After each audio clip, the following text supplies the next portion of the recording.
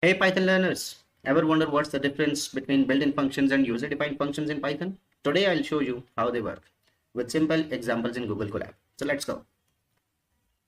What are the functions? Functions are like little machines that do a job for you. You give them input and they give you output. Python has two types of functions. First is the built-in functions.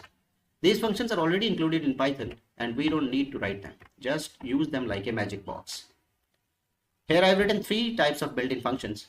The first one is the print, which simply prints the given data.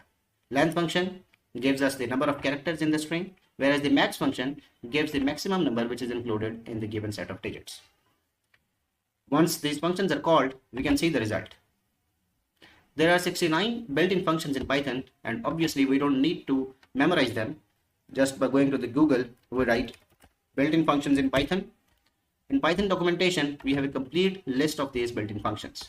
The task which these functions perform is also given. For example, absolute function returns the absolute value of a number.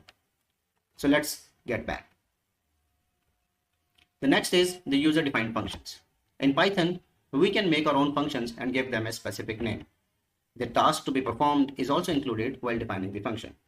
User-defined functions are also divided into two categories. The first one is where no input is required from the user while calling the function, whereas the second one where input is required from the user once called.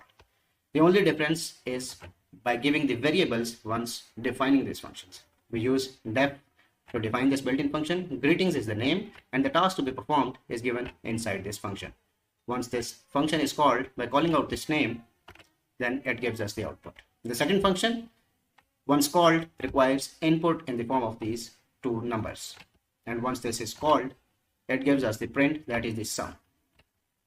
Here you would like to remember that no input is shown if a function ends with return. Only computes the value and stores for future use. For example, if I cut this value and want to run it right now, there would be no input.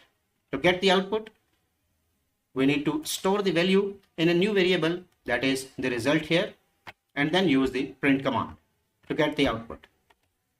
Just see here. So that's it.